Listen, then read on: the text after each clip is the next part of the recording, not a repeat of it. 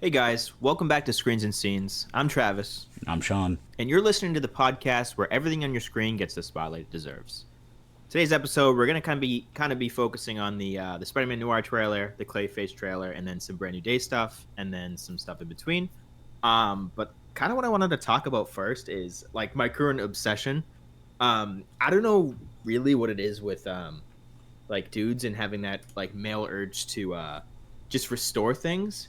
But as of recently, I've been watching a lot of car restoration videos. Mm, And let me tell you, I know I'm not a car guy. I know you are, Sean. a little, a little. Yeah, I mean, you're definitely more of a car guy than Like, I never really followed cars, but there's just Right. something in that, like, you know, hits that special place in my brain where it's just like now I'm like watching all these videos about engines. I literally dead ass watched a 40-minute video where this guy just built an engine from scratch. He explained each part, what it does, and they just built the engine right in front of you. Oh, So that's now I epic. know all the parts that go into an engine. And then I was like, oh, why do I stop there? Now I know what every single part in a car does. Right. Very like confident in that. And now I just I want to spend money on like a beater car and like fix it up. But I don't know if that's just a me thing. I feel like that's just like a unanimous like male thing that's been going on because everyone I talk to seems to be having that same kind of opinion. Mm. No, dude. I mean, I've always wanted to do that. It's definitely my dream to get a beater car and just have that as my summer car and just work on it. Like Exactly. chill in the Exactly. garage on Sundays, have a nice cold one, and just hang out. There's something about like the mechanical things of like fixing something up or building something that is yours and then like just like riding it around or driving it around because Right. it's like it's a representation of like your hard work and like what you do. I just like have that. It's like more satisfying than like buying a car to me. It's like, Yep. yeah, I Yep. worked in this car, so like I want to drive it around and shit like that. I mean, I've always kind of had that though because I was really into retro gaming growing Mm-hmm. up, right? I've Mm-hmm. pretty much have almost every console. I don't have like the Segas, unfortunately, but Mm-hmm. everything else I have. And I was all about like restoration. So when I was little, I was opening up consoles to fix them because I would buy them broken, you know? Yeah. And then maybe that just evolved into this, but no, I mean, I'm all in on cars right now, and I think that's just my current like fad. Just that's what I watch on YouTube is like, oh, restorations of like some dope ass like '80s Nissan. You know what I mean? Oh, dude, that's epic. Yeah, that's where it's at, dude. Honestly, my dream project car is any Japanese car. They're just so fun to work on. Facts, facts. I my first car was a 2009 Mitsubishi Lancer ES, and it was the most Fire. fun car I've ever had. And working on it was so easy. I did minimal things, right? Like I put a cold air Yeah, intake in yeah. there, which was fun. Changed out the spark plugs, which is, I mean, that's just super easy. That's just general maintenance. And then I swapped out the headlights and taillights, which was also just like another small little project. Hmm. But like now I own an Audi, I can't do those types of things. Like it takes a Yeah, it's lot too. longer. It's more money because the parts are more expensive. It's Right. just different. Yeah, But exactly. no. Speaking of first cars, my first car, classic, 2003 Honda Accord. Hey. You know what I mean? Classic. I think it's old reliable. I would be still driving that car today if I didn't, you know, get a newer car. But Right. Right. you know, shit just, happens like that. Anyways, moving on so we don't bore the people because I'm sure a lot of people aren't here to listen to us talk about cars. I kind of wanted to talk about the brand new day leaks that have been like current. I don't know Yeah. if you've seen any of them. Have you? No, actually. No, this is All right. news for me. So Lego actually, it's the Whoa. release from Lego. Lego released like two new sets that are coming out for Spider-Man Brand New Day. Right. Number one, it shows who's in that tank. It's going to be Tombstone, which I mean, we knew Tombstone was going to be in it, but Tombstone is in the tank. That's like part of the movie. Okay. The other thing is the let me look up the name of it because it's something very specific, Mm. but it's called Spider-Man versus Hulk: Epic Clash. Okay. That is the brand new day. That is the brand new day Lego set. We got all the main, looks like a bunch of main villains and Hulk kind of breaking out of this building. That's a part of the set. So we Ooh. will see Hulk Hulk in confirmed. Hulk this. confirmed. Well, Hulk hulking out as far as I think Right. it's going to be versus Spider Man. So I don't know what's going to go on. I think it's going to be the mind control. I Right. think we Yeah. kind of talked about it first episode, but clearly it's Hulk versus Spider Man. So that's going to be something we're seeing. I think we all kind of figured that. We didn't know if Hulk was going to be helping Spider-Man or fighting him. It looks like he is going to be fighting him, so that's going to be good to see Hulk hulking out for the first time in so long. I think we've also seen other like toy brands as well show like Hulk in kind of like more of an enraged, not smart Hulk kind of state, and I'm excited. I'm tired of this smart Hulk. I want angry Hulk. Exactly. Yep. So I want Hulk back, honestly. exactly. We want Hulk. We do. Um, yeah. So I mean, what have you been watching lately? I know we talked pretty much every episode about what we watch, but have you watched anything recently? Are you watching anything? Yeah, man. I mean, I just watched The Devil Wears Prada for the first time Okay. the other Okay. day. Cult classic, and I don't really know how I had never really took the time to watch it before. It was a great movie. Anne Hathaway was Oh, amazing in it. Meryl Streep was amazing. Meryl Streep. Yep. Streep, yep. Oh gosh, I forget the gentleman's name. Tu Chinardi, I believe is his last name. He's awesome, amazing. Oh, Stanley is Stanley, Tucci in it? yeah, Stanley Tucci. Yep, Stanley Tucci, exactly. He was I great. haven't seen it in like probably 15, 16 years. I'm gonna be Yeah, honest with you, so I don't remember who's in it. no, that's fair. And like growing up, Stanley, he was one of my favorite actors. Like at every role he's in, he just kills it. He gives a Yeah, he's stellar right. performance, and even in that, it was phenomenal. And as a guy too, it's like it's a fashion movie, but it was still great. It was still fun. Yeah, I'm definitely classic gonna go road. see. Exactly. I'm definitely gonna go see the second one soon. Now with it being in theaters too, it's another excuse to go to the theaters. So I'm excited for that. What about you? You watching anything? Anything other than Yeah, car videos? yeah. I mean, recently I've actually watched a couple of things, stuff that I've seen, stuff that I haven't seen. The second season of Beef just came out, and I've never seen the first season, but people are always talking about it. No. So I actually just finished up on the first season of Beef. It's Steven Yeun is in it. He's like one of the main characters. Um, I honestly really liked it. I can see why people are really into the show. Mm-hmm. It's definitely a different tone of show because we're like today's day and age, like me and you, we watch a lot of like more action oriented things, Right. not like a lot Right. of drama where it's just like strictly drama and it's written very well. Like there's not a lot of like action or any of that stuff in it. It's Yeah. more drama and dealing with two people, dealing with depression, and yeah, I thought it was fantastic actually. Yeah. Yeah. It's one of those shows that like kind of grips you. It's got like such a different offbeat plot, like kind of like in a place that you don't see it, and you also have a lot of good representation in the show. Um, I think all the actors do a amazing job. Obviously, Steven Yeun's a amazing actor. I love pretty much everything he's been in. Mm-hmm. He's my favorite character from The Walking Dead. When he played Glenn, when Yep. he died, I Yep. stopped watching. But like that was like my love affair with Steven Yeun, and then obviously he's in Invincible. Now he's in everything else. But you haven't seen the show, right? No, I haven't. No. Yeah. I don't know why. I won't speak too much on it. I think you should definitely check it out. I'm gonna definitely start season 2. Recently, I've heard good things about season 2. It's different from season 1.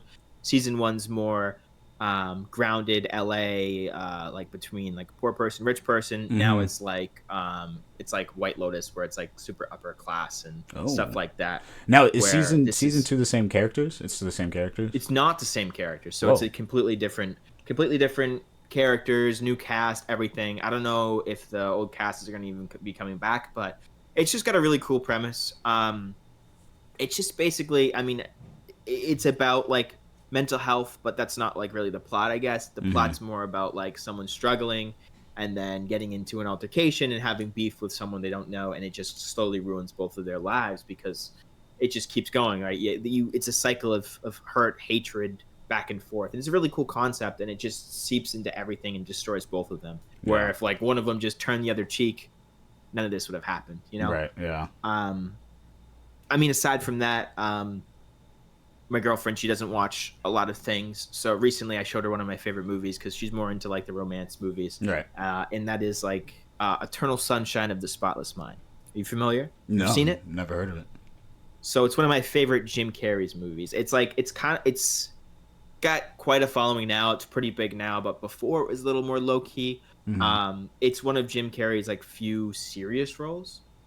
I got Where I mean, it's still got like an offbeat plot, but it's very serious, and it's not like a linear storytelling. The movie skips around a lot because it has to deal with like memory loss essentially. So it's really cool Oh, in that kind of sense. But it's just like it's about a relationship, like the real aspects of a relationship, right. and how true love can prevail regardless of all these things, and how people just choose each other. And it's a really heartfelt movie. It really tears at the heartstrings, and it's very different. Yeah. And it's one of those like super artistic movies. I think the attention to detail in that movie is fantastic, because there's scenes where this character's actively erasing memories and he's going through his memories, and like the little details of like the wording in like on books and signs that are just disappearing as his memories getting erased when he's in these Wow. memories is like really cool. It's really cool. They did all that stuff. It's the entire like layout of the movie is really cool. Like I said, it's non-linear, so it jumps around a lot. So you have like the ending in the beginning, and like this part here, because you don't really know where you are, and by the end you can kind of piece it all together and it makes sense. Mm. It's super cool, and it's got multi layers. It's got multi characters. Mark Ruffalo is actually in it. Kirsten Dunst, who plays Mary Jane in the Tobey Maguire movies. Um, Elijah Wood, Frodo. It's got a really star-studded cast, and it's one of those movies that really flew under the radar when it came out, but then it's just like super popular. It's, if I had to rate it, probably give it like a 9 out of 10. It's one of my favorite movies, and it still holds up. I think the detail in it is awesome, and I can get why some people don't like it, but I love it. I think the commentary in it is great. I mean, Yeah. also uh let me rate Beef. I give Beef probably like an 8 out of 10. Yeah. First season's pretty good. Uh, what did you want to rate Devil Wears Yeah, Prada? I'm sorry. I never no, asked. no, I no. never You're good. asked. You're good. I was literally like right when you started rating, I was like, oh shit, I forgot to rate that too. Um, Yeah. I'd give it a 9. I'd give it a 9. It was really good. Nine. Oh. So Okay. for it loses 1 point for the sole reason of how they handled the boyfriend in the movie, like her Okay. boyfriend in the movie. Like, and I do understand, you know, how the story progresses of Anne Hathaway's character, she gets this job, right? The job that she's Yep. just considering as a stepping stone, like to do what she actually wants to do in life. But she doesn't realize where she's working is some huge, like it's one of the biggest corporations, like the number one fashion magazine, right? And she's taking that for granted. And watching her like actually understand her role in the company, or just the company's role in the world too. But then Yeah. that was great. And like seeing her lock in, figure out how to actually be a better employee, that was great. That was really awesome. What I didn't really like is the boyfriend, and like how he handled watching his girlfriend become a new person, which obviously it's totally understandable. Nobody really wants to, like you See date their partner someone. change. Yeah, exactly. Nobody really Yeah. wants to see their Exactly. partner change in that drastic of a way. But at the same time, it's like life happens. Like people do Yeah. change. And it wasn't even like she was that different too in the movie. Like it wasn't. I wish they did a better job at showing the changes rather, because every time like they get into it, it didn't really, like, there was no substance really to their arguments. It felt like everyone, they just kept saying like, oh, you're different now because like, oh, you're always on call for work, like you're always like stressing about work. But it's also Yeah. like she just got a new job, dude. Like that's literally how that works. I don't know. Yeah. It was a little unrealistic in that aspect. Yeah. Where it was like, well, you guys aren't really fighting. Like, what are you like? This is just made up. Yeah, But, exactly. That was like yeah. the one. I mean, not the one made up thing about it, because you could say there was a lot of things that probably wouldn't happen in real life. But Mm. even still, it was great. Like watching Anne Hathaway's character, I'm blanking on her name, even though I just watched it like 2 nights ago. Watching her character, like when her boss, Meryl Streep, right? Streep. Uh, Streep. Meryl Very Streep. famous actress. Right, I know. Very one of the most famous actresses ever. Watching her, it's the first. No, that's not true. This isn't the first movie I've seen her in. I've seen her in more things than I can count. Yeah. She's just in everything. You just really No, can't for real. call it all. Exactly. Watching her like task her of getting the manuscript of the next Harry Potter book, and like figuring and watching Anne Hathaway's character figure out how to get it, like actually using the connection she's made from the job. That's something I think does apply to real world, like people using the people they know. No, I don't want to say using, but like using the connections you have to get things done, right? Yeah. Like that was so realistic. I really resonated with that because that's something I've done in my life, you know, in my work too. So it was cool. I love the movie all around. It was awesome. It's good to hear. I mean, I definitely should go rewatch it and give my opinion on it because I couldn't recall too much about it. I just Yeah. remember a lot of like the little things because it was relevant when I was growing up. So I definitely watched it. Um, yeah, I like how you say what you liked and what you didn't like. I mean, just to kind of close my ratings. Mm. Eternal Sunshine of the Spotless Mind, it would almost be a perfect movie, but I think the pacing and Mm. the I guess the linear storytelling, the non-linear storytelling is what kind of hurts it because it can Mm. confuse some people, and I can get that. Also, I feel like Clementine, the girl, is she's very all over the place, and it's very strange for his character to fall in love with her. But obviously it's history. Right. But aside from that, great movie. And then same thing with Beef. I think Beef drags sometimes. It's a little slow sometimes, but I get it. It's like real life, so it's Yeah. gonna not be super interesting all the time. Right. Right. And I think that some of the plot could be a little tighter at some points, but other than that, still really good. Um, I guess moving on, we can start talking about the trailers we just watched. Yeah. Which one do you want to start with? You choose. God, dude. I mean, they're both really good. I'll start with Clayface. Let's just do Clayface just because it was a shorter Okay, trailer, honestly. Clayface. Go ahead. Yeah, it's a little teaser. Yeah, exactly. Just a little teaser. Yeah, what'd you think? What'd you think? I thought it's looking great. Okay. I genuinely love what they're doing with the direction of the movie of it making it more so a horror than a just regular, another Batman movie. Just their take on this character, right? A lot of, and we talked about this off the pod too, like, or just amongst ourselves. Or how do I say, DC's characters can be a lot darker, right? Yeah. Like they do some pretty weird and messed up things to their heroes sometimes, right? And especially Batman's villains. Like Gotham City is revered as Gotham City for a reason. It's because they have just sickos there, right? They don't go to prison in Gotham. They go to Arkham Asylum. They go to a mental institution. Every other hero Just for a little bit before they get broken out. exactly. Yeah, every other hero either puts their villain in jail or 6 feet under. Batman sends them to the mental asylum. He goes, "You need help, brother." Yeah, and Clayface, dude, like his story, I do and don't know a lot, which is crazy. I think in the comics, sorry to cut you off. No, in the go comics, ahead. he's an actor. Yep. And he gets really into like I think it's like some facial medicine, right? That Right. like does stuff to your face and like heals you or whatever, makes you like have a perfect skin or whatever. He gets addicted to that, and then it ends up like changing his face essentially, and then he mutates from that. I don't know specifically what the medicine does. Unfortunately, I just know that he like gets obsessed with some facial medicine, and then it just does that. Right. But that's like again, that's probably like original story. There's probably a bunch of different stories and what have you. But No, but yeah, this one. Go ahead.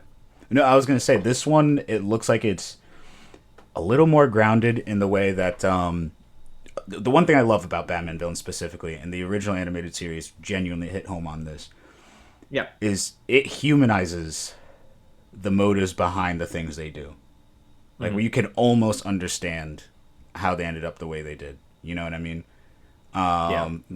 Obviously, this is going to be his origin story, so we're going to watch like how he was a great actor and then how he just becomes Clayface. And excuse me, sorry, burping over here. You're good. Watching him go down into that descent, it's going to be something that I'm definitely going to love to see. Like genuinely just seeing the fall, right? Like seeing the whole story and not just being presented as like, oh, he's just a villain straight up.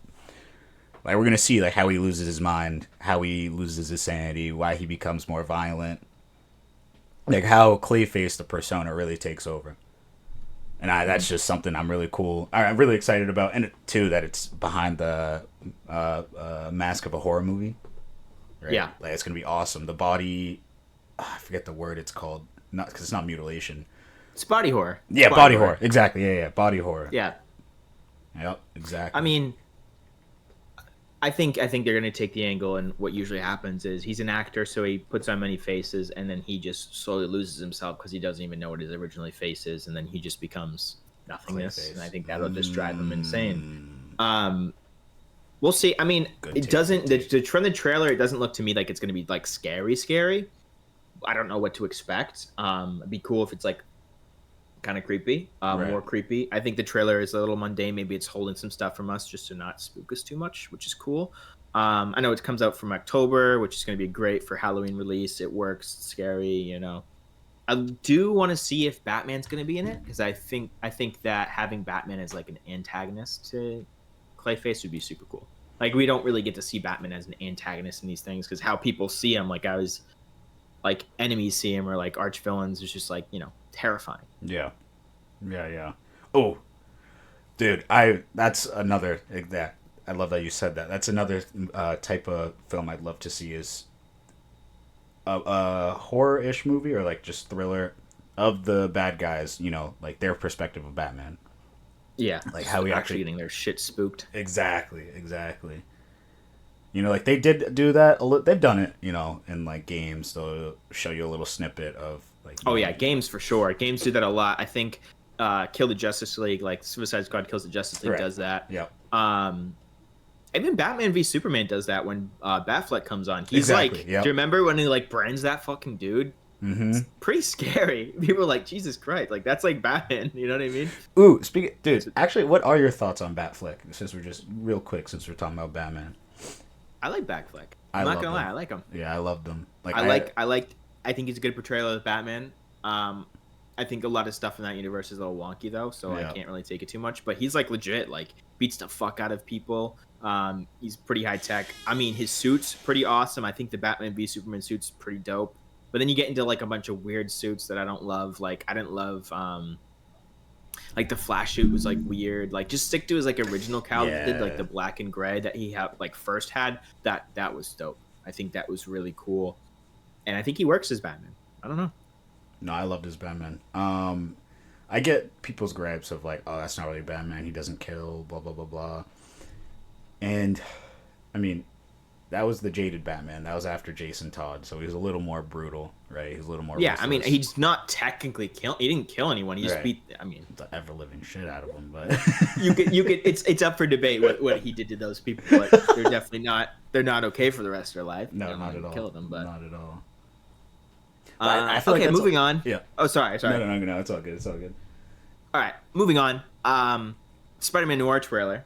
I mean, we both watched it. I mean, it's a lot going on.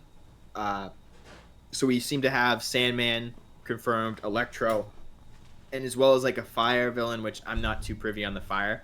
I was thinking maybe it's like a Human Torch type, but it's probably a villain of his. I'm not Yeah. sure who would Just be call fire. him Pyro for now.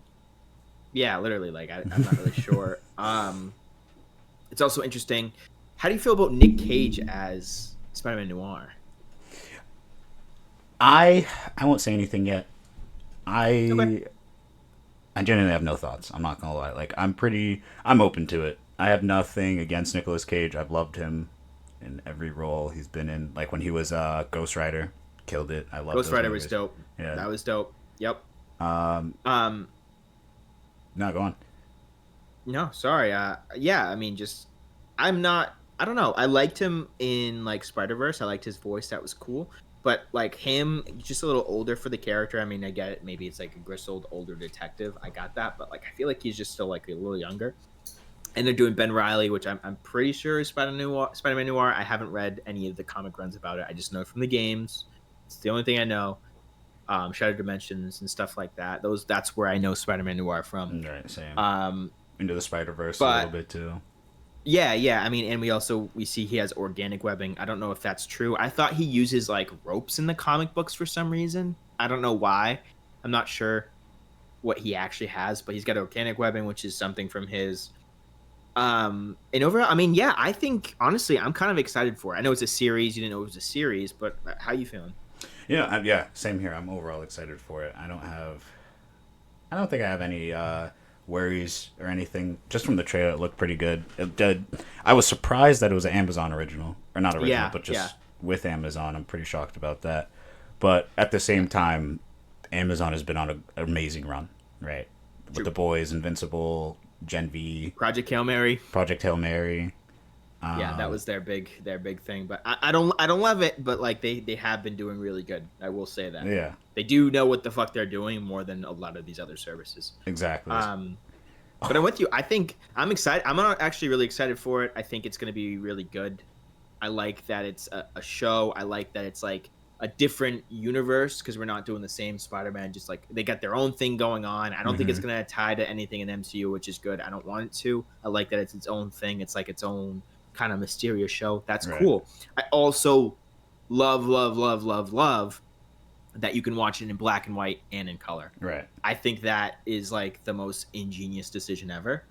I think when Marvel did that with Werewolf by Night, where you can watch it in black and white and color, that was the coolest decision. They did it first, right? That was Hmm. the coolest decision they ever did, and then Marvel probably wanted to do it again with Prime and all this. And I think that's just sick because you don't exclude the people that some people just don't like black and white, and I Right, get that, right? They want right, to watch like in color. They don't really care too much in black and white, and some people love the stylistic choice. Makes it more noir, makes it feel vintage, make it feel like just like a cooler project, right? It's got a lot more oomph to it. So you get the best of both worlds. And I feel like as far as like rewatchability, you can rewatch the entire like you just I want to do black and white, and they're like, oh, let me do it in color too. hmm, hmm. Almost like a different show, you know?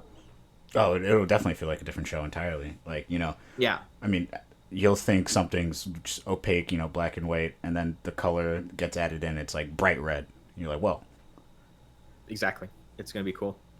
But yeah, overall, pretty sick. I think now we should probably talk about the elephant in the room, the Invincible finale. Invincible season 4 just wrapped up. Unfortunately, Overall, like, what are your thoughts? Give me it. on the season or the finale. Let's do both. Okay, starting with the season itself, I thought it was great. Um, the story has gone so far. Yep. It did feel like I don't want to say rushed because I don't think it was rushed, but like the story itself just progressed very quickly this season though. You know what I Yeah. mean? Like No wasted time. yeah, there was no wasted time. It was what the start of the season was the aftermath of Conquest, and Yep. then we're now by the end we're already like full fledged galactic war, or pretty much at the tail end of the war. Like the season was the war, Yeah, that right? was it. And I don't want to say I was expecting more because there was a lot happened, but at the same time I was also expecting more because they were like, all right, there's 50 Viltrumites left. I was thinking we were gonna get like some huge battle of like 50 Viltrumites versus the Coalition, like the entire season. You know what I mean? And then like them Yeah. hunting them down and stuff like that. But that was just my expectation. What we got, I loved. I loved. What do you think? I mean, give give the season a rating out of 10, and then give me the final out of 10. What do you Ooh, think? ooh, God, I want to. Dang, that's a eight and a half. Eight and a half. Okay. For the season, Yeah. The and then my for the final, and then for the finale, dude, that was a 10.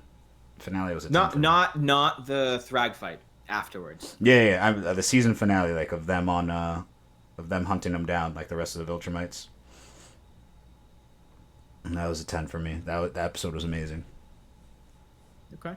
What about you? What about you?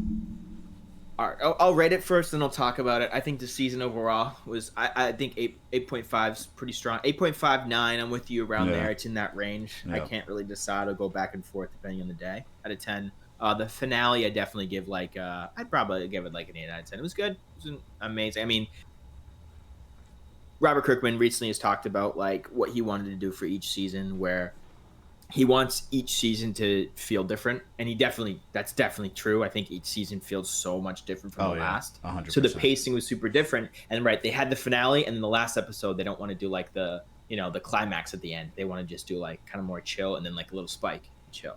Right. So I mean, I'll talk. I'll talk about the season where I think it's a really good season. We also have like a couple like down episodes. Obviously, the devil episode's very like hated where they go to hell, Yeah, I wasn't. and I then wasn't he too helps the too much of a devil. fan. It was boring, but I like thought it was cool that we're doing something different. I think it Yeah. takes away from the plot, but it's also pretty interesting that we get to see more about like history of Invincible and like If their it was kind of like earlier in the world, their season, I wouldn't have realm. minded. Yeah, but like honestly, the problem is the rest of the season is absolute gasoline and fire. Right, Like it's right, just goes, and it's so good. Like you literally have her about to tell Mark that she's pregnant, and that's when fucking Omni Man pulls up. right. It's like the most like oh my god moment. Like it's like fuck, that's Exactly. crazy. No, there were And a you lot of jaw also droppers. Yeah. the conquest fight, the Thrag fight was fucking incredible. All the fights were awesome. It's super cool. All the characters coming in. Um, yeah, there wasn't a lot of like shit that I wasn't like excited for, or like fights that didn't give me adrenaline. So I thought that was really good. The season overall was amazing. I mean, as far as seasons go, it's definitely up there with the best seasons. Yeah. I mean, I don't have an official season ranking. I think season 2 probably is the worst because it's more like slow. I think, but he Yeah, I wanted it to agree. be that way. I know that they wanted it to be like more like world building, more slow, Right. more grounded, to be Right. like Mark's kind of life is like social life and stuff like that, which people don't love, and I get that. I'm with you. I think that's definitely the worst season. People said this one's online with that just because the devil episode. I think that's kind of crazy. I Yeah, love it how doesn't bring it fast it down is. I that like the much. fights. I don't know. I mean, granted, I think last season might be the best just with the fucking the marks and conquest was Yeah. insane, and Oliver, all that shit was crazy, Rex's so that one might sacrifice. be exactly. So it's hard to kind of judge, but talking about the finale, so sorry, spoilers for whoever hasn't seen it, but the Viltrumites are on Earth. It was the big mic drop. They were there the entire time. That was like shit. It was really cool to see Mark's like PTSD, because like in your head that they were probably gonna do something with this. Like you see it and like Jesus Christ, this is so violent. But obviously he's gonna be thinking about his loved ones getting murked by these people because he just destroyed their home, Yeah. right? And then think he's having PTSD while he's relaxing, like flying, and then fucking who it is it fucking dragged like legit there, and you're like, oh shit. Your heart kind of like drops. You're like, oh no. But then it's like he didn't really have a choice. They have to be on the planet, right? Like he gave him the choice to like basically kill everyone, kill the planet, or just let them coexist and basically rebuild the Viltrumite race. And obviously they're doing that, which is like terrifying to think, because I don't know where they resolve from this, how they're gonna fight that. Because having the Viltrumites all right there, they're just gonna be absolute monsters. Like, Right. what do you even do? See, that's why I gave it a 10 because the episode, yeah, it didn't have that much action, which I know people were hoping for a season finale. But at the same Yeah. time, this what we got progresses the story so much more than whatever fight you could have dreamed for. Oh, 100%. You know, and like this was the not the ultimate checkmate, but this was a huge move on the chessboard for the Viltrumites to come to Earth and say either we could continue the war here now that we're on your planet, or you have no choice but to let us, just live here. Like that felt like I was watching Game of Thrones again, like watching them go back and forth, try and come out who's on top. But it wasn't about the Yeah. fight anymore. It was about survival. It's about outsmarting your opponent. It wasn't just about who's stronger anymore. It's even deeper than that though, because I think Frag, like obviously he cares so much about the Viltrumite race. It's like he's the ruler. He wants to preserve it.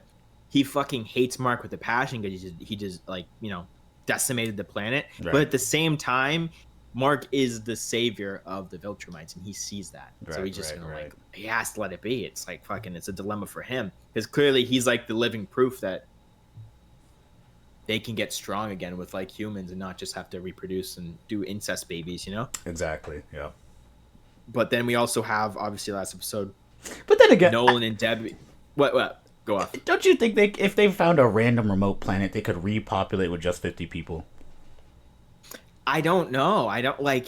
That's like the thing, because then at some point it's going to be inbred, and then maybe they're not as strong. And Yeah. you saw the way that how they handled each other, right? When they're like teaching their kids, or like you Right. become an Right. adult, your parents come and fucking jump you Just and jump shit you. too. Yeah. You know what I mean? So like, I think they want to live that way, which is fucking stupid and barbaric, but that's the way they want to live, and they need more people to do that, because like then it just weans out the strong. Like only the strong survive, right? Where if they just do that to their own people, they're having no people left because they're all strong and they all just kill it. Like, you know what I mean? It just doesn't work. But yeah, I mean, we have like Debbie broke up with what was the guy's name? It's not Luke. Paul. Yeah, Paul. So we see that off screen, and Nolan comes back, and she kind of like sucks up her pride, and they're gonna go see Oliver in space together. So clearly, that's gonna go down. Obviously, they're gonna get something back together. I thought that was really funny that she's flying up with them in this spaceship, and they're like getting along, or quote unquote. Debbie still fucking hates his guts, rightfully so. Right. But at least it's for Oliver. Dude, Art. Go ahead. Art, when I think his name Arthur, right? When Omni-Man visited the suit maker. Yeah, Art. Yeah. And Mark Hamill's character. Yeah, and he literally started hyperventilating when he went away, when Omni-Man flew away. Well, he was like, he threatened him because he's like, you didn't know, and he's like, well, I don't make superhero costumes for villains. Like, right. True. But we also have something that's very divisive among people online, and I only see like one problem with it. It's the Eve abortion online. That's very, very hot topic. Really? I actually didn't know that. Yeah, because people are fucking really incels and weird. What bothered me most is like not even telling Mark about it and stuff like that. Yeah. I didn't care that she got an abortion or whatever. Like, it's fine. I honestly understand it. But Mark, it's honestly really cool how Mark handled it, because he was like, I'm sorry you had to do that. Like, he just apologized for not being there. Where she should have just told him in the first place, and then like, made it like a kind of a group decision. But I get it. You know what? I get it. It makes sense. But people are like really pissed that she aborted the baby because their morals or whatever. No, and I'm the same. I get it. Whatever. I get it. It was definitely big ups on Mark too for, like, I don't know what the right word is, not because it's not being humble, but like just leveling himself and understanding that he should have been there. Like, he should have. Like, literally, that's what he was so upset at himself. He wasn't even upset at her, because he should have been there. Absolutely, like if he was normal. But but it's tough because he's got the weight of the fucking universe on his shoulders. Literally, right? Literally. So like he's dealing with so much shit that like I don't know. He can give himself. But this was my one and only thing. This is my one and only thing about that. Pop off.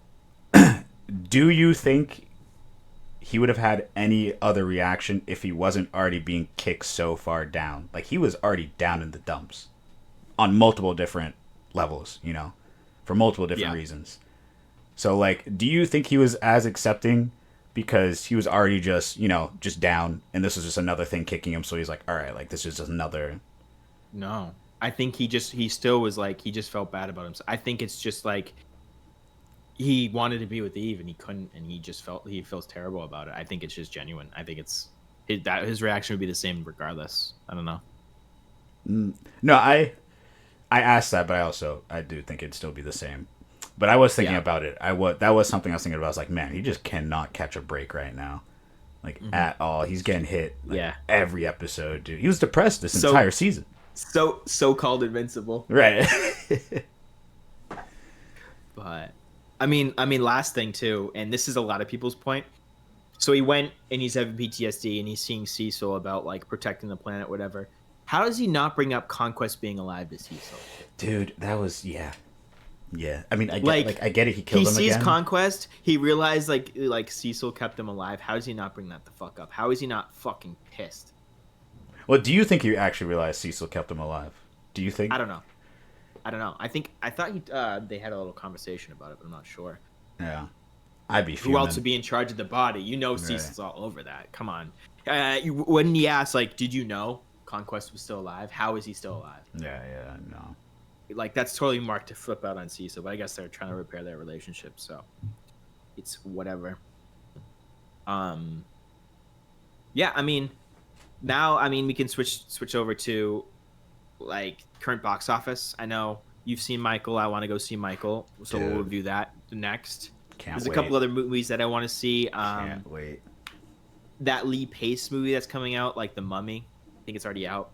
It looks cool. It looks like another original like idea. It's like back to like old horror movie kind of monsters, right? Which I like. I like that kind of spin on it. I like The Mummy. I like that kind of concept. It looks like another interesting movie. Most horror movies have been pretty boring lately.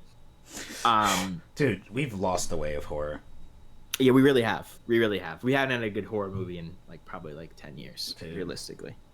I feel like it depends. It depends on, because if you keep up with, like, we've had a couple IPs come out. Like, we've had a couple Halloween movies. You know, we've had some more Scream movies. There was another. I think there was a Hellraiser movie that came out recently within the last like 5 years. I think so. Yeah, it was okay. Yeah. I mean, the last thing that comes into mind is like obviously like Halloween, but it's like more sequel-y. But what was really good was like the Ali Aster, I believe is the director name. He did Midsummer, Hereditary. Yeah. Those are the last like really, really good horror movies. And that's what I was like. I feel like A24, their horror genre is popping off. Like every new horror because they're movie more like indie. They're more independent. They're doing their own thing. Beef is A24. I'm pretty sure. So they're killing it as a studio. Yeah. Wow. You know, they're doing great things. I think they have a lot of young people at the helm, and they know kind of like what the people want, what the people don't want. Right. I trust them. They're doing pretty well. Any A24 movie I'm always there for. Yeah. You're a horror movie fan, right, Shawn? Yep. Yes, sir. Yeah, I mean, me as well. Not more recent movies. I like a lot of older horror movies, but since we're on the topic of horror movies, I have a little top fives for you if you're ready. Yeah, run them out. All right. So, I mean, first thing that kind of like pops into my mind is like, what is your top 5 horror movie franchises? You know? Okay. In order. Actually, yeah. In order. Yeah.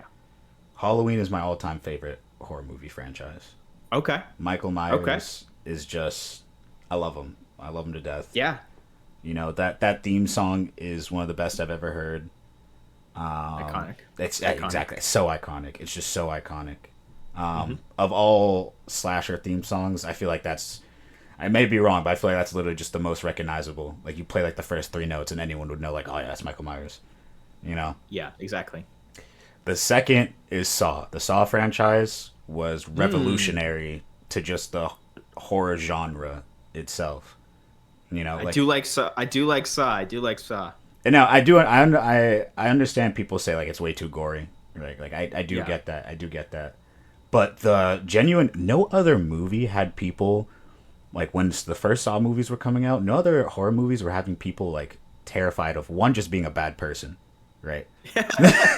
Scared straight. Yeah, like you were genuinely scared straight. There are people who were too afraid to like walk to their cars by themselves, right? Because they thought they were gonna get caught by a dude in a pig mask. You know. Yeah. Like Saw was one of those movies where the horror genuinely translated to your day-to-day life, and like you were actually fearful. So that's like it's number 2 because it genuinely was just horrific. Like it was actually scary. But Halloween for me, it's just more the slasher, like the old slashers. Just it's what's the word I'm looking for? It's a cult classic. Iconic. Yeah, iconic. Yeah. I mean, they're both cult classics. They're both iconic in their own right. But it's just easier to digest. Cinema. It's cinema. Like it's more than just like cheap thrills. It's cinema. Yeah. Right. They build that aesthetic. They build that tension, they build the scene, and they have this character that's like unrealistically scary, and that's like, you know, it's just film. It's very cool. I'm with you. And then third would be Alien franchise. I love those movies. The lore behind the Alien movies, I'm finding out about this more so recently because I've honestly just been getting into the Alien movies within the last year. Love them. I love them. Absolutely love them. Yeah, they're great. But I didn't know they were all so connected. Yes. Yep. I had no idea. Like I watched, I think we talked about this too. Like I watched Covenant a couple weeks ago. I watched Romulus when it came out. I just watched the first one for the first time a couple weeks ago. That's crazy. Yeah. No, right? And the first Aliens. You're talking about number 1. Yeah, literally number 1. I've never crazy. seen it. Dude, honestly, that's like one of my favorite movies of all time. Really? I'm not gonna lie, love that movie. Really? I don't know. I don't know why I never watched them, dude. Like same with Predator. I didn't really watch it growing up. Yeah, Predator I never was big on. I don't really love the Predator films, but the Alien, Alien And franchise it, is where it's at. yeah, and it wasn't even like I had nothing against them, right? I just Yeah. never watched them, like literally Yeah, just never tuned on, like turned or for tuned sure, in, for right? sure. But now as I'm older, watching them now, seeing like how convoluted the story actually is, how far and deep it actually goes, I'm like, oh, this is epic. This is it. Like this is awesome. Yeah, I mean, I can do a whole episode on the first Aliens movie, or like the entire Aliens franchise. Right. I've always been really into it because I was never growing up. I wasn't really into horror movies, but like that was like not to me horror movie. That was more like sci-fi. Like I didn't Yeah. see it as scary because I thought it was like cool. Yeah. The Yeah. Yeah. first one's like directly a horror movie, but the second one is an action movie. So it's got this weird kind of. Which have you seen the second one yet? No. No, not yet. Not yet. Dude, Yeah, I the did. first two are like, if I was gonna tell you to only watch two Alien movies, watch the first two. Really? I'm not gonna lie to you. First one's a horror movie. The second one's an action movie, right? Yeah. Of course, the first one, if you've ever played the game Alien Isolation, it's got that same exact vibe. They just put it out of the movie.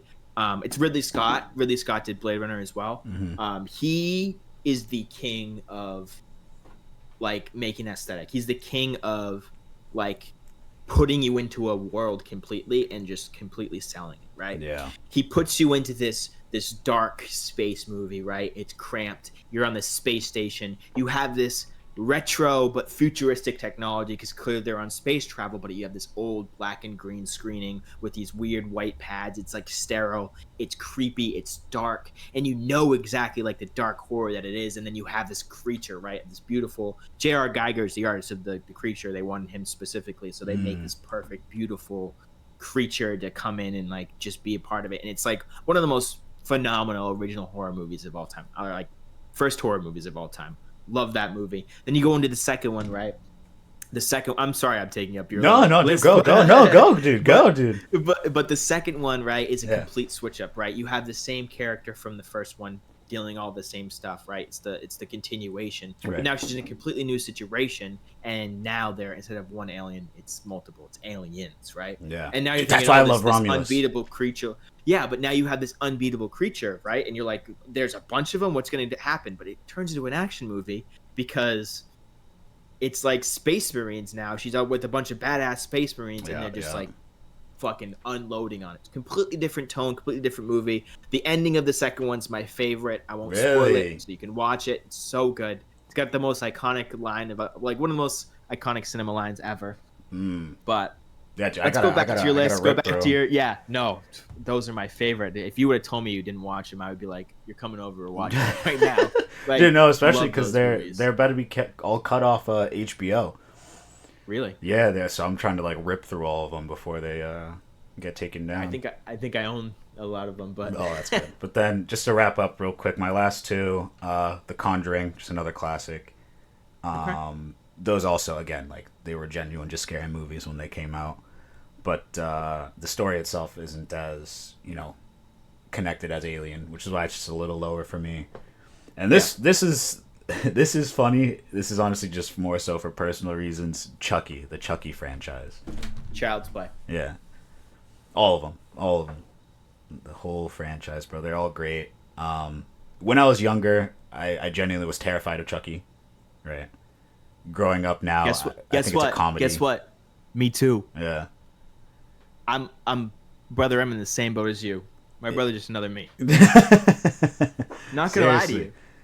Go on. Like it's crazy how I'll rewatch the movies now and I'm laughing my ass off, bro. Yes, he's hilarious. He's hilarious. They're funny.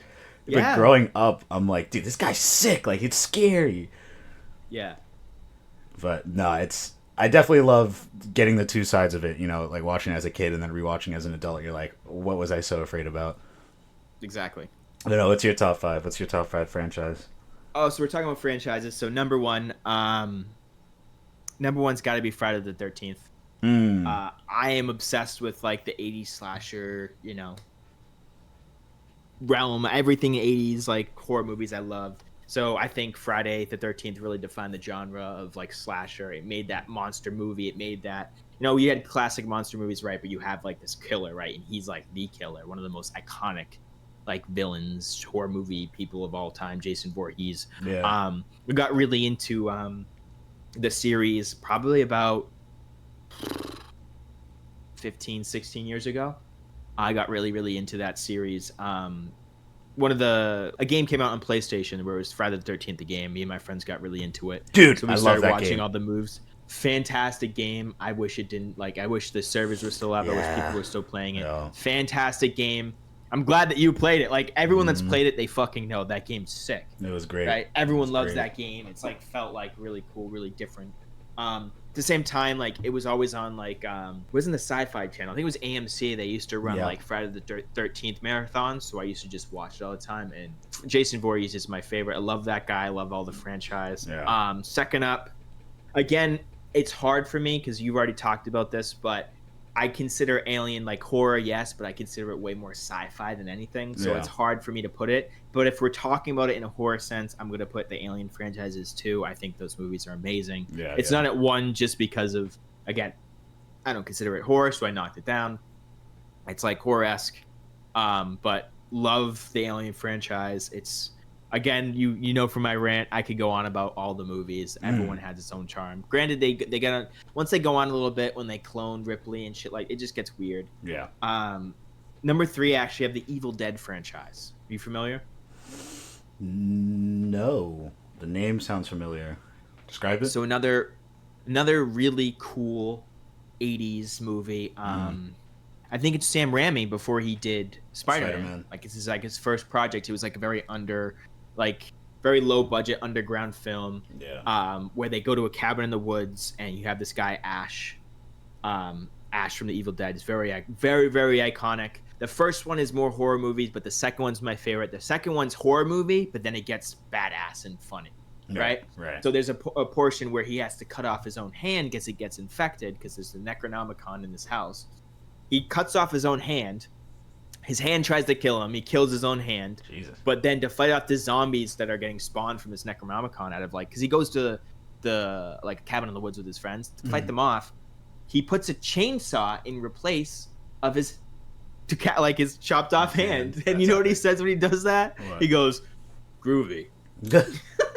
Hell yeah. And Ash becomes one of the most iconic heroes. You have Ash versus the Evil Dead. That's him. It's one of the most iconic horror movie hero people, whatever.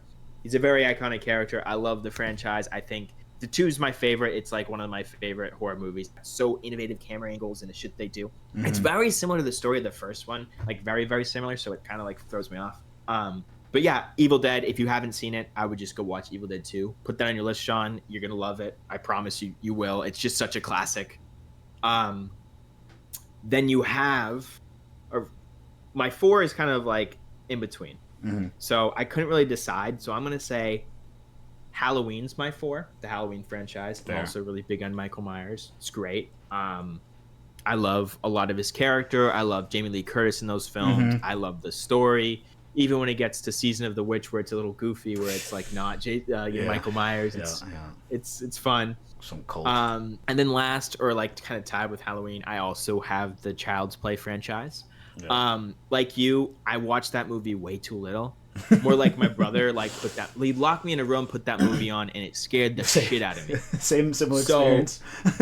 So every time I would go out, I'd be literally 12 years old, 13 years old, young teenager. I'd go out and it's in the mall. I'd have to leave a store if I see a Chucky doll, bro. I couldn't do it. I was that scared of Chucky. I was petrified. I don't know why I was. And then around 16, a flip just switched in my brain, and I was like, I kind of want to know what that's about. Yeah. It's kind of facing my fear, and then also just being super intrigued, and then I just got really into it.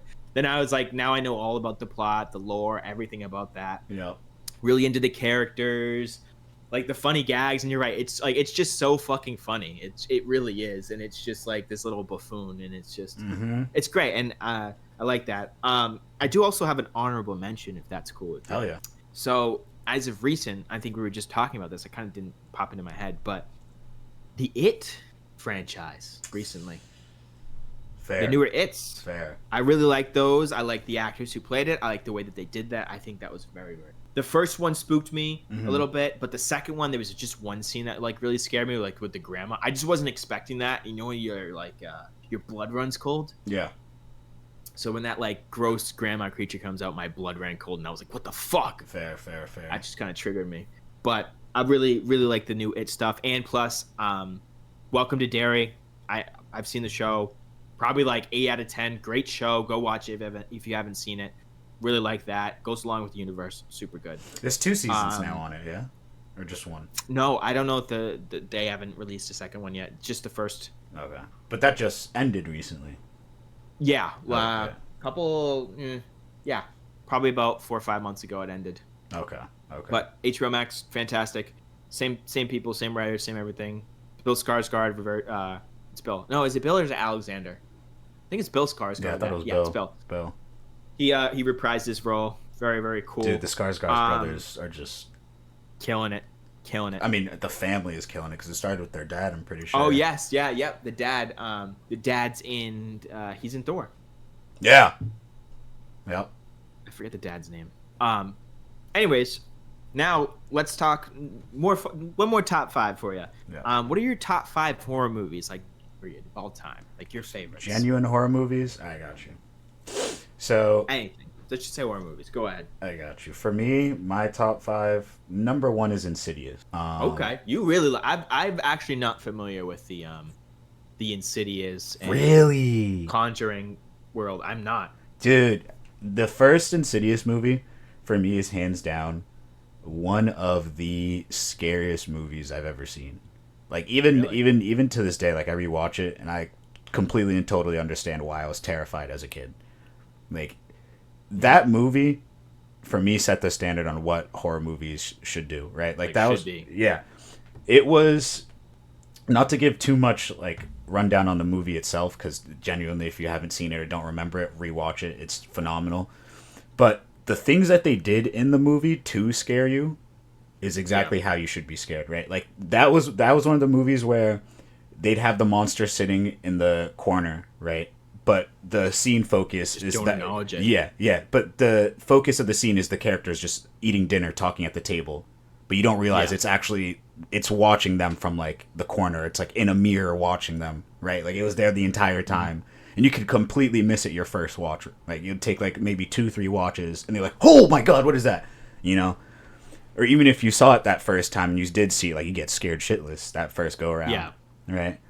And they do stuff like that. And they don't do like, you know, like the sound effects where, oh, you're about to get jump scared, so you hear like the high pitched tone like going from Or low like tone nothing. to Or it's like dead silent. Exactly. Or it's like dead silent, right? Like they mess with you so good. Their sound effects, the way they handled sound in that movie was just phenomenal. And then the monster itself was just scary as shit, dude. It was like Darth Maul on crack, right? Like it Yeah. it I've seen his genuinely, face. yeah. He's like Spooky. dude. He was scary as hell. And their whole rendition on like the ghost world and the other side was just great. Like everything about that movie was just phenomenal. I would rate Insidious a 10 out of 10 in terms of horror. It was perfect, absolutely perfect.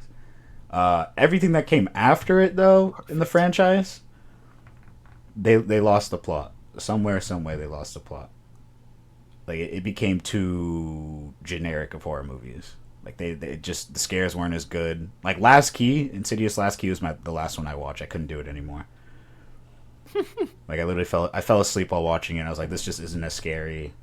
It felt like they were just releasing more movies. Obviously, it was expanding the plot. Like it was explaining a lot of characters. It was one character's backstory. Yeah. But I also felt like by that point in the story, I almost knew everything. Right? Like they were actually just showing us what they kept talking about. And I was okay with it just being a story within the story. But moving on, not to take too much time. No, you're good. Next up would be Saw, the first Saw movie. Cause, you know, Okay. same Carrie reason as Ells the is in franchise. that, right? Ooh, that's a great question. Carrie Ells is he's the guy from Princess Bride, Robin Hood Men in Tights. I'd have to look at the cast. Honestly. Have you seen Robin Hood Men in Tights? Little quick tangent. No.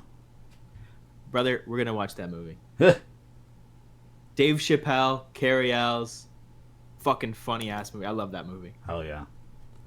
Yeah, dude, we have a lot of movies to watch this summer. But saw that first one, like I said, for the same reason the franchise. Like when that first came out, man, like it redefined horror. Like it spooked you to your core. Like you were still scared walking out the theater. Third is Conjuring, another just classic. But again, like it was top five for me because I was scared shitless the first time I watched it. Yeah. Halloween, because I literally I watch Halloween every Halloween. That's a tradition I Original, do. Yeah, classic. the year classic. I watch it every single year. It's John Carpenter, right? Yeah, believe so. Yeah, I should know that. Yeah, and then the last one, and this one I just liked because I was still newer to the franchise, but it was a really, really good movie. I did not think, the humans were going to beat the monsters. Alien Romulus. That movie Okay. was phenomenal. I thought it was fantastic. If I had to rate that one, I'd probably give it a 9. The only reason I give it a 9 is because some characters, their choices kept pissing me off. Like, genuinely would piss me off.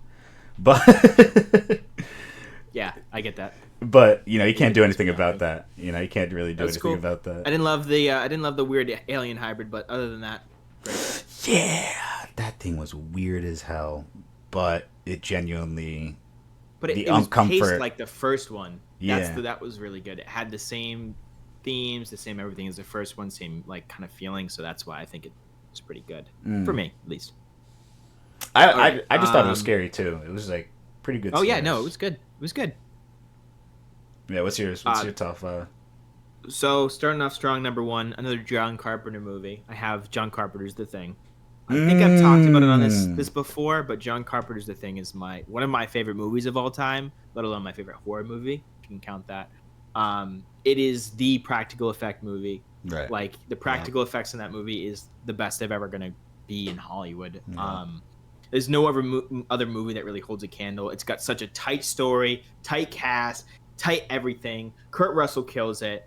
Um, like John Carpenter's a genius. The everything behind that movie is so smart, so awesome, so cool. It's just iconic for a reason. That movie's a fucking 10 out of 10 always. Just let alone just for the practical effects, but the story is also cool. The premise of you like a body snatcher, who's who, the location being in the Antarctic, right? So they're fucking trapped there. There's like they can't just go outside, they're gonna fucking die. They have to figure it out all while this bullshit's going on. It's just such a cool movie. Second one, movie that I found so fascinating, so scary. It's also a slow burn movie where it's not directly scary, it's just like fucked up. Hereditary. Have you seen Hereditary? Yes, I have. That was good. That was a good one. Love that movie. It's like one of my favorite horror movies. So fucked up, so crazy, so outlandish, such a different idea. Dude, I think it was like refreshing. Oh yeah, it definitely was, and that was A24 too. Yeah. Was it? Something like that. I'm I not don't. sure. Don't quote me on that, and it might have been, but Hereditary holds a special place in my heart. I love that movie for two reasons. Yeah. One, it was a great movie, but two, one of my best friends who's absolutely petrified of just everything on the planet. He doesn't like horror movies. Like he can't stand them. He gets too scared. Yep. We, it was my ex, his ex, right? The three of us pranked him, and we're doing like, oh, we'll do a double date movie night, and we'll Oh watch like God. Avengers or something. He pulls up and we put on Hereditary. That's so good. The three of us knew we were meeting up to watch the horror movie. We wanted to watch. Bro was like Hereditary. holding onto a pillow, screaming, "Oh!" Yeah, dude, he was facing the wall What the the fuck? entire time. He didn't watch it. That's so funny. He ran out. Actually, he couldn't do it. It was great. That's awesome. It was great. But that's how I knew. I was like, oh yeah, this is definitely a good horror movie. All right. Next up is going to be Friday the 13th, Part 4, the final chapter. It's the best Friday the 13th movie if people aren't familiar. At least in my opinion, you have like the most Jason, and he actually like he gets killed in that one. Like officially, that's like the one he dies.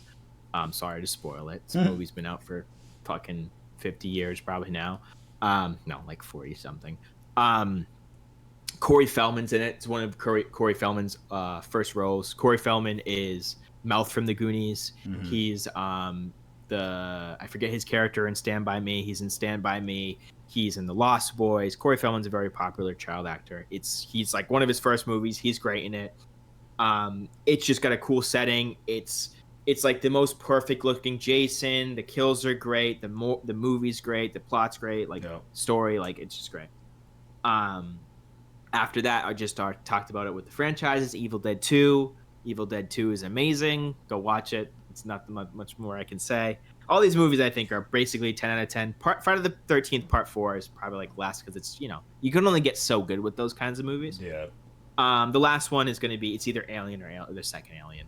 I think I'm going to say Alien because it's a horror movie. It's an actual horror movie. Obviously, I love that first one. I just talked in detail about it, but Alien number one. If I had to put something instead of Alien, because if you're like, oh, it's a sci-fi movie, I'm gonna put the second part of it. Okay. Like the recent ones. I like the second part a lot. I think it's really good. Wraps up the story. It's really cool with the old adults, and it's cool. I mean, it spooked me. Like again, that scene really got to me. So. I mean, that's what you want in horror movies, right? Is to get spooked.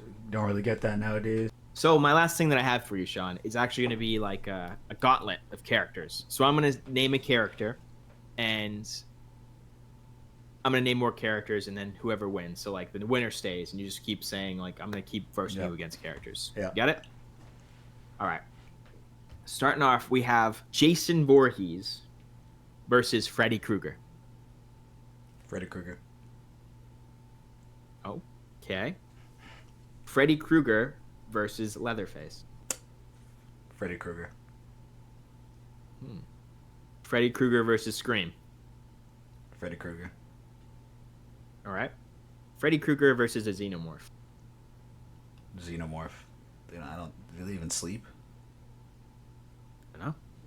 Like Xenomorph. My thing with Freddy Krueger, the moment you go to sleep, which all the others can be knocked out.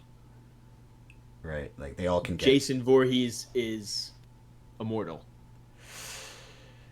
You're Jason not wrong. Voorhees Hear me. Killed Freddy Krueger. If you didn't know, Freddy versus Jason. I didn't watch that movie. No, I didn't watch that movie. Well, that's where I was like, okay. I mean, you can go off whatever you want, but Jason Voorhees is technically a zombie. He was brought back to life with the Necronomicon twice, actually. Fair. So he's just impervious to damage and. But really no putting him to sleep. So when he gets knocked out, like he gets knocked down, right? Because there are moments where they'll knock him down, and then he does the whole Jason Voorhees rise, right? In that moment, Freddy Krueger has him, and he just doesn't let him go. He's not coming back up. He's not hurt. He's not hurting him. He's not hurting him, but he still wins that fight. He's not coming back up. Freddy Krueger can die. I don't think Jason Voorhees can die, brother. He can't die. You don't need to kill him. But either way, you just need to beat him. It's your thing. I think Jason Voorhees slaps him, but we'll even canonically he kills him. All right, yeah. No, that's fair. Canonically, he does win. We're on Xenomorph, okay? Yeah. Xenomorph versus Predator. So Alien versus Predator. Who do you got? I didn't even see that movie either, but it doesn't matter. Yeah, I think the Predators take that one. Predators over acid blood, over everything. Yeah. All right, Predator versus Clayface. Damn, that's a good one. Dang. I feel like the Predator has to win that. You think so? Yeah. You think the Predator can kill Clayface? Yeah, my thing with the last two, if a human can beat a Xenomorph, I feel like Predators, it'll be high difficulty still, but they can win. It's the same reasoning here. Like if Batman can win, I think a Predator can win. Okay. So you think Predator over Clayface, though? But Batman is a genius, and he's got tools to do it. We're working with lasers and swords and stuff like that, and guess grenades. I guess maybe we'll see. It's just weird to kill Clayface, though. Yeah, because I mean that's the thing is like you don't, and that's why I said it with the first one. Like I'm not looking for the kill, I'm looking for the win. Right? It's the same with Batman. He freezes Clayface every time. But either way, kill, win. Like if you kill them, you win. If you win, you win. All right. I just like, What do you think? You think Clayface takes that one? This is you, brother. This is you. Yeah, I'm sticking with Predator. Okay. Predator. I mean, you don't know who this is because we just established this, but Ash from the Evil Dead, which is the guy with the chainsaw arm and a shotgun. Against a Predator? Is Ash human? Ash is human, yeah. Predator. Okay. Well, Arnold Schwarzenegger beat a Predator. Either way. Arnold Schwarzenegger has plot armor, bro. All right, final one. Predator versus Beast from X-Men. Ooh. Beast. Hank McCoy. Beast. Beast? Yeah. Okay. Yeah. I like that. I'm with you. So Beast is the winner. Yeah. I like that. I mean, go into your reasoning. I want to hear it because I know my reasoning, but That's a good question. I feel like he's too smart. He'll figure him out. exactly. You know, he'll just Aside from his animalistic traits and his brute exactly. strength. Yeah. And durability, which he probably has in droves to actually challenge the predator, that I think he can just basically build something that just takes him down. Right, exactly. Yeah. But here, I have something for you. Would you rather? Oh, shoot. Yeah, go ahead. Would you rather have super speed, but you get as winded as you currently are? Like, however your cardio fitness is, you keep that same cardio fitness. Okay. So if you could run like an 8-minute mile, you could run that 8-minute mile in 2 seconds, but you're going to be just as gassed. Or would you have flight, like to be able to fly, but you could only fly at 8 miles per hour? Ooh, that's a good one. That's a really good one. I'm going to go... Ooh, that's hard. Okay. So my cardio fitness right now is shit. I'm not going to lie. Super speed, you really only... I mean, you can train, right? You can train it. Yeah, you can train it. You can't really train your flight abilities. Yeah, you're capped at 8. But you don't like need to run somewhere. Like if I would use super speed, I would just use it in very short bursts to do certain shit. Yeah. Right? I wouldn't be like running. But travel-wise, 8 miles per hour isn't terrible for flight. The only downside is you're not going very fast. Nope. But that means I don't take fall damage. I can climb things pretty fucking quick because 8 miles an hour to climb anything is pretty quick. 8 miles per hour is like, I think, I don't really know how fast a typical person runs. Peak human can run 20. Peak humans, 20 miles per hour. Peak humans are around 20. 8 miles per hour. So that's like, I'm not going to do math right now. But 8 miles per hour. Okay. That's like, Usain Bolt's top speed was 27.8. Jesus Christ, he's almost running 30 miles per hour. Yeah. Usain Bolt's cracked. So you're going... Okay. So that's 2 miles like every 15 minutes, right? That's how the math works? Yeah. Yeah. So you're going 2 miles in 15 minutes, which is better than my run time though. So that's still pretty quick. That's a lot. So you're still at a running pace, but you're not traveling long distance, right? No, you're not replacing your car. Yeah. But if it's like to the store, you could just fly. That's pretty quick. Yeah. Honestly, less energy too. I'm gonna go flying. Yeah, I think flying's pretty cool. I think flying's pretty cool. I think there's a lot of like applications other than just like fast travel. Mm-hmm. I think you can use it in a lot more cool things, and you can do a lot of cool things. And I think it's more of a marketable skill. I mean, they both are. Final answer, flying. How about you? Yeah, I agree. Flying. I agreed with what you said. You said you'd use your super speed for like not really running, like to do things. Short bursts. Yeah. I agree with that. But then you also brought up the best point, which is what I was thinking of, like just going to the grocery store flying. Like, it's so easy. My local Stop and Shop is literally like 2 blocks away from me. But driving through those 2 blocks, it's not a hassle. It's literally right there. It's a 5-minute drive. But exactly, if I could fly that, if I literally just skip over, all those lights, literally just float up and just go over there. You know what I mean? I'm saying that'd be epic. Even just like chilling in your house, just like flying around. Yeah, exactly, dude. You'd be moving around like Magneto. Like actually, I'm surprised. You seem like a super speed kind of guy. I'm surprised you. No, I am a super speed guy, but and my cardio fitness is pretty good. I've been working on it, but at the same time, it's not worth it. I don't want to be gassed after like. I don't want to be so gassed after running like 3 miles. You know what I mean? No, for sure. All right, I think that's another episode of this Screens and Scenes podcast. So thank you guys so much for watching. Catch you on the next one. Have a good one, folks.